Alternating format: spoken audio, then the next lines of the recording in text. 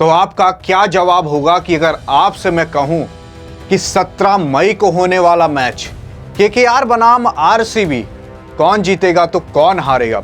उसी के साथ साथ फाइनल पिच रिपोर्ट और वेदर रिपोर्ट क्या रहेगी, तो आपका क्या जवाब होगा?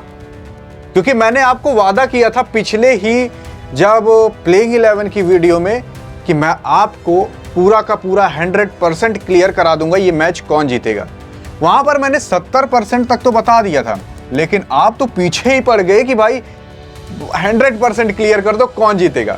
तो ये पिच रिपोर्ट में यही बता देते हैं और लास्ट में आप अपने खुद मुंह से कहोगे कि ये मैच तो भाई केकेआर काफी आसानी से जीत जाएगी, या फिर ये मैच तो काफी आसानी से आपकी आरसीबी जीत जाएगी। आइए जानते हैं कि कौन जीतेगा तो कौन हारेगा।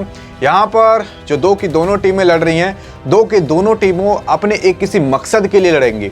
जैसे आरसीबी इस मकसद के लिए लड़ेगी कि भाई अगर एक मैच जीतती है तो वो अपना पूरा का पूरा बोरिया बिस्तरा लेकर चली जाएगी सेमीफाइनल के अंदर।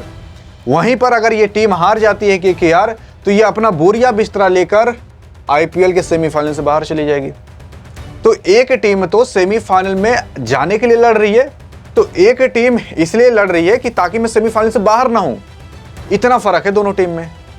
अब कौन जीतेगा तो कौन हारेगा, सवाल तो ये खड़े हो जाते हैं। यहां पर काफी लोग सोचते हैं कि भाई कौन टॉस जीतेगा तो बल्लेबाजी करने फायदा होगा कि गेंदबाजी करने पर फायदा होगा। ये सारी चीजें तो आपको पता चलेंगी, लेकिन सबसे पहले ये जान जाओ कि ये दोनों जो टीमें हैं ना, इन दोनों टीमों के बीच अभी तक 35 मैचेस हुए हैं। उन 35 मैचेस में से 15 बार आपकी आरसीबी जीती है, तो 20 बार आपकी केकेआर जीती है। तो क्या हम ये कह दें कि केकेआर जीतेगी? ऐसा नहीं है, क्योंकि तब की केकेआर और आज की केकेआर और तब की आरसीबी और आज की आरसीबी में जमीन आसमान का अंतर है। ये जो मैच होने जा रहा है पाकिस्तान इंडिया की वजह से जो वार हुआ था और मैचेस जो कैंसिल हुए थे, तो 17 तारीख को मैच होने जा रहा है। 17 तारीख को जो मैच होगा आरसीबी बनाम केकेआर होगा, 58वां मैच होगा। और मैं आपको एक चीज और बता दूं, यहां पर आईपीएल का माहौल खत्म हो गया था, इसलिए आरसीबी का पहला मैच रखा गया। और जब आईपीएल का माहौल उठाना था, आईपीएल की शुरुआत जब हुई थी 2025 में, तो सबसे पहला भी मैच आरसीबी और केकेआर का ही था, और इस टाइम भी आरसीबी और केकेआर का रखा गया। आइए देखते हैं कौन जीतता है तो कौन हारता है, क्योंकि उधर तो आपकी आरसीबी जीत गई थी, क्या इधर जीत पाएगी? ये जो मैच होने वाला 58वां मैच होगा, शाम को 7:30 बजे आएगा। एम चिन्नास्वामी स्टेडियम के अंदर खेला जाएगा, जो कि कुछ इस तरीके से दिखता है, जो कि बेंगलोर में ही होगा, यानी कि आरसीबी की सरजमी पर होगा, विराट कोहली के सरजमी पर होगा। जहां विराट कोहली अभी दिनों रात प्रैक्टिस कर रहे हैं, उसी जमीन पर यह मैच होने वाला है। और एम चिन्नास्वामी स्टेडियम के अंदर विराट कोहली को आउट कर देना या विराट कोहली का बल्ला ना चलना, यह मुमकिन नहीं, नामुमकिन है। विराट कोहली का बल्ला वहां चलता ही चलता है। कोई ऐसा अभी तक पैदा नहीं हुआ है कि विराट कोहली का बल्ला रोक ले। जी हां, ऐसा कई बार हुआ है और आरसीबी को वहां हराना काफी मुश्किल है। आइए जानते हैं क्या होगा अगर कौन सी टीम क्या डिसीजन लेती है। सबसे पहला, यहां इस मैदान पर ना अभी एम चिन्नास्वामी स्टेडियम पर टोटल 101 मैचेस हो रखे हैं, टोटल एम चिन्नास्वामी स्टेडियम पर आईपीएल के, जिसमें से जो पहले बल्लेबाजी करती है ना, उसने 43 बार यानी कि 43 बार जीत हासिल की है। तो दूसरी बल्लेबाजी करने वाली टीम जो चेज करती है, वो 52 बार जीत रखी है। और उसके बाद औसत स्कोर की बात कर लें पहले पारी की, यानी कि जो पहले खेलता है उसका 171 है, और जो दूसरी पारी खेलता है यानी कि जो चेस करता है उसका 156 है। तो आप ये मत सोचना कि इसका 171 है तो इसका 156 है, तो ये वाली ज्यादा जीतनी चाहिए थे, ऐसा नहीं है। औसत की बात वो बस की जा रही है, लेकिन जीती जो दूसरी बार बल्लेबाजी की है वही टीम। और अगर मैं बता दूं कि भाई कौन विकेट लेता है, तो जो फास्ट बॉलिंग करते हैं, फास्ट बॉलर जो होते हैं, उन्होंने भाई 726 विकेट लिए हैं, और जो स्पिनर होते हैं वो लोग केवल 327 विकेट लिए हैं, यानी कि आधे से ज्यादा का अंतर है।